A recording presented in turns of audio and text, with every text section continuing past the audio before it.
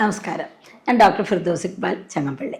ഇന്നത്തെ വീഡിയോയിൽ allergy, asthma, ചൊറിച്ചിൽ, തുമ്മൽ മുതലായ രോഗങ്ങൾക്ക് കർക്കിടക മാസത്തിൽ എന്ത് ചെയ്യാൻ കഴിയുമെന്ന് നമുക്കൊന്ന് നോക്കാം. സാധാരണയായി കർക്കിടക ചികിത്സ എന്ന് പറയുമ്പോൾ ഒഴിച്ചിൽ, ധാര, പിഴിച്ചിൽ, നവരക്കിഴിയും ഇത്തരം ചികിത്സകളെ കുറിച്ചാണ് എല്ലാവരും ആലോചിക്കുന്നത്.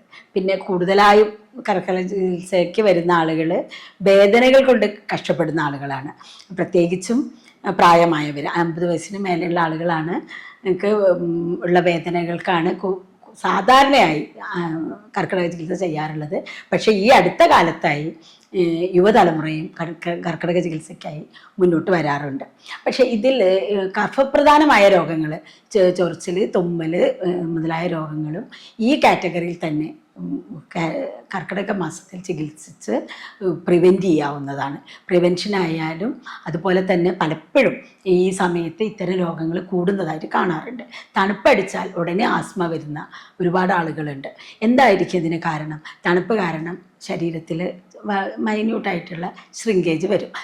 നമ്മുടെ ശരീരം നമ്മുടെ പ്രകൃതിയായിട്ട് വളരെ അടുത്ത് തന്നെയാണ് നിൽക്കുന്നത്. എന്ന് വെച്ചാൽ നമ്മുടെ ശരീരം തന്നെയാണ് പ്രകൃതി. കാരണം ഈ പ്രകൃതിയിലെ ഒരു ജീവി തന്നെയാണ് നമ്മളും. അപ്പോൾ പ്രകൃതിയിൽ എന്തൊക്കെയുണ്ട് അതൊക്കെ തന്നെയാണ് നമ്മുടെ ബോഡിയിലുള്ളത്. അപ്പം പ്രകൃതി തണുത്തുറഞ്ഞ് നിൽക്കുകയും കാറ്റ്, അത് മഴ, പിന്നെ ഇത്തരം കാര്യങ്ങളായിട്ട് നിൽക്കുമ്പോൾ നമ്മുടെ ബോഡിയിലും ഇതേ പ്രോസസ്സ് തന്നെയാണ് നടക്കുന്നത്. അപ്പോൾ ഇതിലെന്ന് പറയുമ്പോൾ നമ്മൾ മഴക്കാലം ആകുമ്പോൾ ഇൻഫെക്ഷസ് ഡിസീസ് കൂടാനുള്ള സാധ്യത കൂടുതലാണ്. എന്താണെന്ന് വെച്ചാൽ എപ്പോഴും എല്ലാ ജീവികൾക്കും വളരണമെങ്കിൽ വാട്ടർ അത്യാവശ്യമാണ്. വെള്ളം എന്ന് പറഞ്ഞ മീഡിയയിൽ അണുബാധ വളരെ കൂടുതലായിരിക്കും. അപ്പോൾ അണുബാധ കൊണ്ടുള്ള രോഗങ്ങൾ ഈ സമയത്ത് കൂടാറുണ്ട്. ഇപ്പോൾ ഈ കൊളറ പോലുള്ള രോഗങ്ങളും scabies, different type of infectious skin diseases ഒക്കെ ഈ സമയത്ത് വളരെ കൂടുതലാണ് ആയിട്ട് കണ്ടുവരാറുണ്ട്. അപ്പോൾ നമ്മൾ അതിന് വേണ്ടിയിട്ട് ശരിക്കും നോക്കിക്കഴിഞ്ഞാൽ എല്ലാ ഋതുക്കളിലും, കർക്കിടക മാസം എന്നല്ല 4 ഋതുക്കൾ പറയുമ്പോൾ ഈ 4 ഋതുക്കളുടെയും ഋതുസന്ധിയിൽ ഈ കർക്കിടക ചികിത്സ പോലത്തെ ചികിത്സകൾ ചെയ്യേണ്ടതാണ്. പക്ഷേ കർക്കിടക മാസത്തിൽ ചെയ്യുന്ന ചികിത്സ ബോഡിയിൽ കൂടുതൽ സമയം സ്റ്റോർ ചെയ്ത് നിൽക്കും. അതുകൊണ്ട് പ്രിവെൻറ്റീവായിട്ടുള്ള ആസ്പെക്റ്റിൽ ചെയ്യുന്ന ചികിത്സകൾക്ക് ഏറ്റവും നല്ലത് കർക്കിടക മാസമാണ്. മറ്റു മാസങ്ങളും പറ്റും, പക്ഷേ മോർ എഫക്റ്റീവ് കർക്കിടക മാസത്തിലാണെന്നാണ്. അപ്പോൾ നമ്മൾ ഈ ആസ്മ ഉള്ള പേഷ്യൻസ് തണുപ്പ് കൂടുന്നത് വഴിയും, പിന്നെ അതുപോലെ നമ്മളെപ്പോഴും ഈർപ്പത്തിൻ്റെ ഒരു അംശം കൂടുതലായിരിക്കുമല്ലോ ഈ മാസത്തിലും മഴക്കാലത്തൊക്കെ.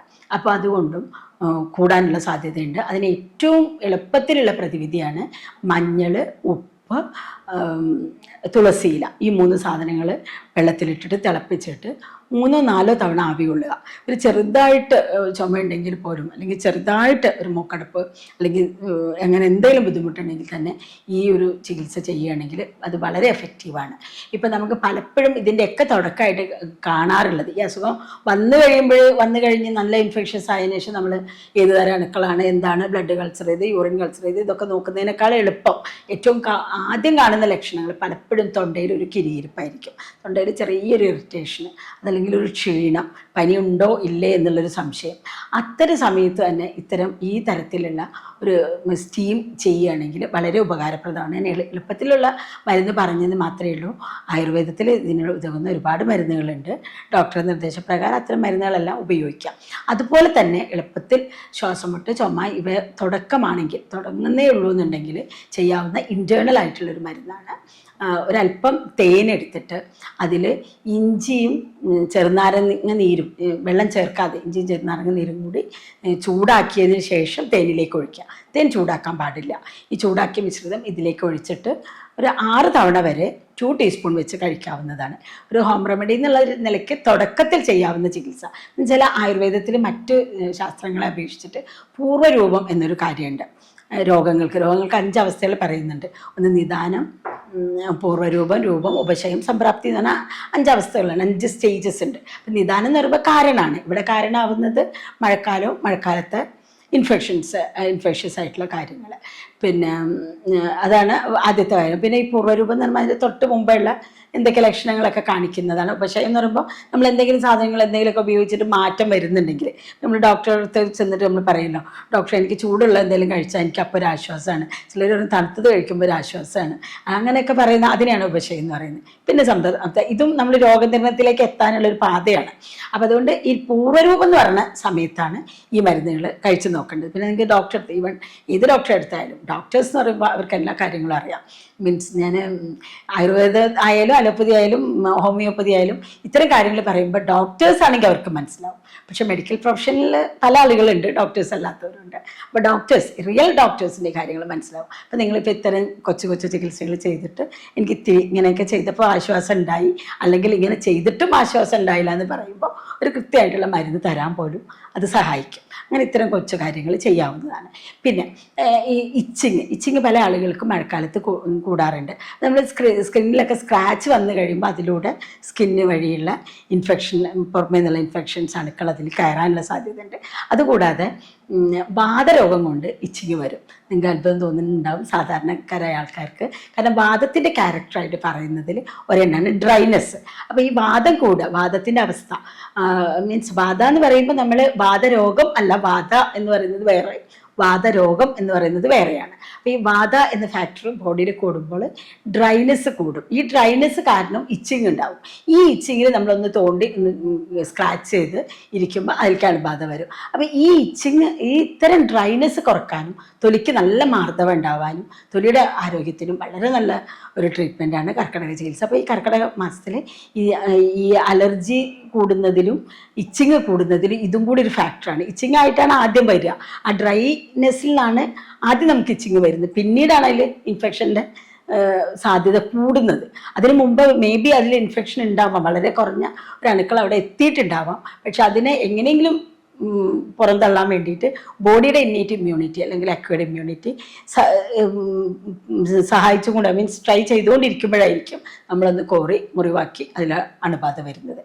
അപ്പോൾ ഇതും വാതരോഗത്തിൻ്റെ കൂട്ടത്തിൽ വരുന്നതാണ്. അതുകൊണ്ട് അലർജി, തുമ്മൽ, ഇച്ചിങ് ഇതുപോലെയുള്ള രോഗങ്ങളുള്ളവർക്കും കർക്കിടക ചികിത്സ വളരെ ഉത്തമമാണ്. പിന്നെ വേറൊന്ന് ഇത്തരം ആളുകൾക്ക് ചെയ്യാൻ, തുമ്മൽ ഇത്തരം ഉള്ള ആളുകൾക്ക് ചെയ്യാവുന്ന ഒരു ചികിത്സയാണ് നസ്യം. നസ്യം വളരെ എഫക്റ്റീവായിട്ടുള്ളൊരു ചികിത്സയാണ്.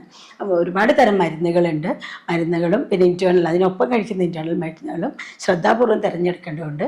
ഡോക്ടറുടെ നിർദ്ദേശപ്രകാരം മാത്രമേ തുമ്മലുള്ള പേഷ്യൻസ് നസ്യം ചെയ്യാൻ പാടുള്ളൂ. കാരണം വളരെ പ്രൊഫ്യൂസ് ആയിട്ടുള്ള നെയ്സൽ ഡിസ്ചാർജ് ഒക്കെ ഉള്ളപ്പോൾ ഒരു കാരണവശാലും നസ്യം ചെയ്യാൻ പാടില്ല. അതിന് ഏറ്റവും കോമൺ ആയിട്ടുള്ള മെഡിസിൻ അണുതൈലാണ്. പ്രത്യേകിച്ച് സൈഡ് എഫക്ട്സ് ഒന്നും വരാതെ ഒരു വിധമൊക്കെ ഉപയോഗിക്കാൻ പറ്റും. എന്നാലും ഡോക്ടർ നിർദ്ദേശപ്രകാരം ചെയ്യുന്നത് തന്നെയായിരിക്കും ഏറ്റവും നല്ലത്. അപ്പോൾ അത്തരം മരുന്നുകൾ ഉപയോഗിക്കാം. പിന്നെ മഴക്കാലത്തുള്ള ഇത്തരം രോഗങ്ങൾക്ക് ഒരു പ്രതിവിധിയായിട്ട് തുമ്മൽ, അലർജി, ഇച്ചിങ്, ഇതിനെല്ലാം ശ്വാസകോശ രോഗങ്ങളടക്കം, ശ്വാസകോശവും സ്കിന്നും തമ്മിലുള്ള ബന്ധം ആയുർവേദത്തിൽ വളരെ വ്യക്തമായിട്ട് പറയുന്നതാണ്. കാരണം പലപ്പോഴും നിങ്ങൾ തന്നെ രോഗമുള്ള ആളുകൾക്കറിയാം, അവർ തുമ്മൽ നിർത്തിയാൽ ഉടനെ സ്കിന്നിൽ വരും, സ്കിന്നിലത്തത് നിർത്തി കഴിഞ്ഞാൽ ഉടനെ തുമ്മൽ വരും. സ്റ്റീറോയിഡൊക്കെ കഴിക്കുമ്പോൾ ഇത് അങ്ങോട്ടും ഇങ്ങോട്ടും മാറുന്നതൊക്കെ ആ രോഗമുള്ള ആളുകൾക്ക് പലപ്പോഴും അറിയാവുന്നതാണ്. അത്തരക്കാർക്ക് ചെയ്യാൻ പറ്റുന്ന ഒരു ചികിത്സയും കൂടി പറഞ്ഞിട്ട് ഇന്നത്തെ വീഡിയോ അവസാനിപ്പിക്കാം. അതെന്ന് വെച്ചാൽ മഞ്ഞൾപ്പൊടി 1 ടീസ്പൂൺ, നല്ല ശുദ്ധമായിട്ടുള്ള മഞ്ഞൾപ്പൊടി ആയിരിക്കണം. അതിലേക്ക് 1 ടീസ്പൂൺ തേനും, കഞ്ഞിക്കുറുക്കയില ഞവരയില എന്നൊക്കെ പല ഭാഗങ്ങളിലും പറയാറുണ്ട്, ഇതിൻ്റെ നീരും കൂടി ചേർത്തിട്ട് കുരുമുളക് ഒരു മഞ്ഞൾപ്പൊടിയുടെ 1/4 ഭാഗ്യം കുരുമുളക് എടുക്കേണ്ടതുള്ളൂ. ഇതെല്ലാം കൂടി ചേർത്തിട്ട് ഒരല്പം ഏതെങ്കിലും ഒരു ഓയിൽ ചേർക്കണം. കാരണം ഈ മഴക്കാലത്തുള്ള ഞാൻ പറഞ്ഞല്ലോ വാദ എന്ന് പറഞ്ഞ ഫാക്ടറും അതിൻ്റെയൊക്കെ കുറേ ശാസ്ത്രീയതയുണ്ട്. നമുക്കതിലൊരു സ്നിഗ്ധത എന്ന് പറഞ്ഞാൽ ആങ്ഷ്യസ്നെസ് എന്ന് പറയും. ഇതൊക്കെ ആയുർവേദത്തിൽ വളരെ കോംപ്ലിക്കേറ്റഡ് ആയിട്ടുള്ള വേർഡ്സും ഒരുപാട് മീനിങ് ഉണ്ട്, അതിലേക്കൊന്നും പോകുന്നില്ല. എന്നാലും അതിലൊരല്പം ഓയിലിൻ്റെ സാന്നിധ്യം ആവശ്യമുണ്ട്. നിങ്ങൾക്ക് ഇഷ്ടമുള്ള ഏതെങ്കിലും ഓയിൽ ചേർക്കാം. കരിഞ്ജീരകത്തിൻ്റെ ഓയിലാണെങ്കിൽ 2-3 തുള്ളി ഇതിൽ ചേർക്കാം. ഇത് ചേർത്തിട്ട് രാവിലെ കഴിക്കുന്നത് വളരെ ഉപകാരപ്രദമാണ്. ഒന്നുകൂടി ഈ കോമ്പിനേഷൻ പറഞ്ഞുതരാം. മഞ്ഞൾപ്പൊടി, കുരുമുളക്, കഞ്ഞിക്കുറുക്കില, തേന്, പിന്നെ ഓയിൽ എന്ന് പറയുമ്പോൾ വെളിച്ചെണ്ണയാണെങ്കിൽ ഒരു 3-4 ഡ്രോപ്പ്, അതല്ലെങ്കിൽ കരിഞ്ജീരകത്തിൻ്റെ ഓയിലാണെങ്കിൽ അത്രയും ആവശ്യമുള്ളൂ, വളരെ കുറഞ്ഞ അളവിൽ. ഇതെല്ലാം കൂടി ചേർത്ത് മിക്സ് ചെയ്ത് കഴിക്കുന്നത് വളരെ ഗുണപ്രദമായിരിക്കും. നന്ദി, നമസ്കാരം.